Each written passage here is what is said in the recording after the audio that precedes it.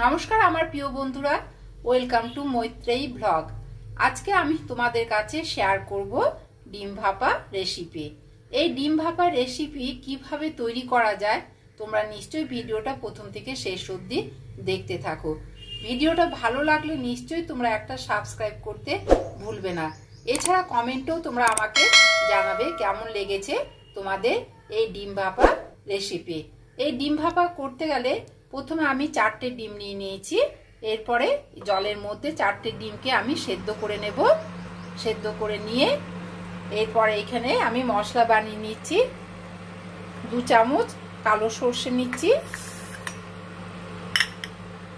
আর 1 চামচ পোস্ত, 2টো কাঁচা লঙ্কা, অল্প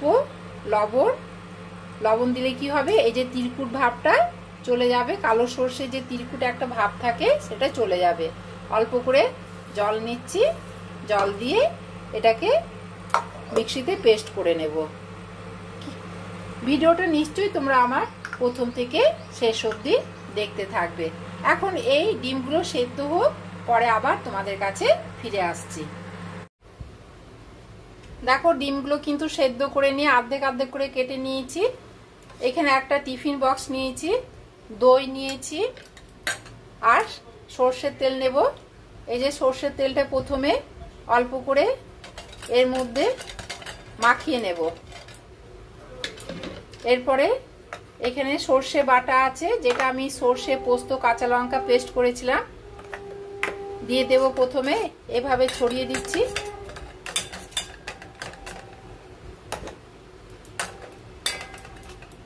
বাদ বাকিটা আবার দিয়ে দেব। এরপরে এখানে এভাবে ডিমগুলোকে সাজিয়ে দিচ্ছি। এই টিফিন বক্সের মধ্যে ডিমগুলোকে এভাবে সাজিয়ে দেব, দিয়ে এর উপরে দইটা দিয়ে দিচ্ছি।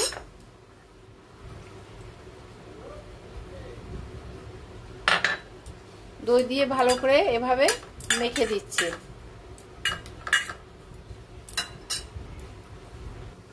অল্প গোলমরিচের গুঁড়ো দিয়ে দিচ্ছি, যে যেমন ঝাল খাবে। আগে আমি কাঁচা লঙ্কা দিয়েছিলাম পেস্ট করার সময়, গোলমরিচের গুঁড়ো দিয়ে দিলাম। লবণ দিয়ে দিচ্ছি,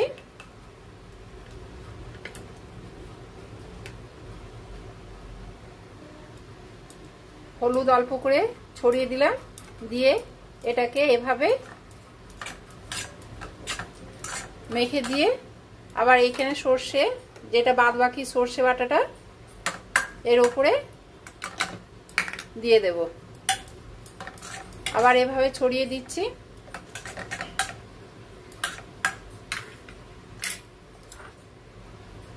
বাদ বাকি দইটাও দিয়ে দিলাম।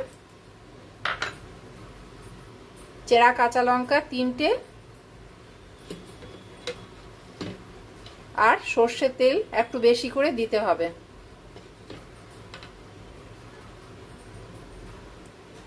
এই চামচে 2 চামচ সর্ষের তেল দিয়ে এরপরে এখানে ঢাকা দিয়ে দিলাম।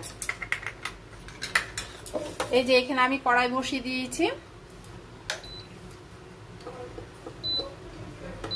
কড়াইয়ের মধ্যে একটা স্ট্যান্ড দিয়েছি, এর উপরে কড়াইয়ের মধ্যে জল দিয়েছি, জলের মধ্যে স্ট্যান্ড দিয়েছি, এর উপরে আমি এই টিফিন বক্সটা বসিয়ে দেব।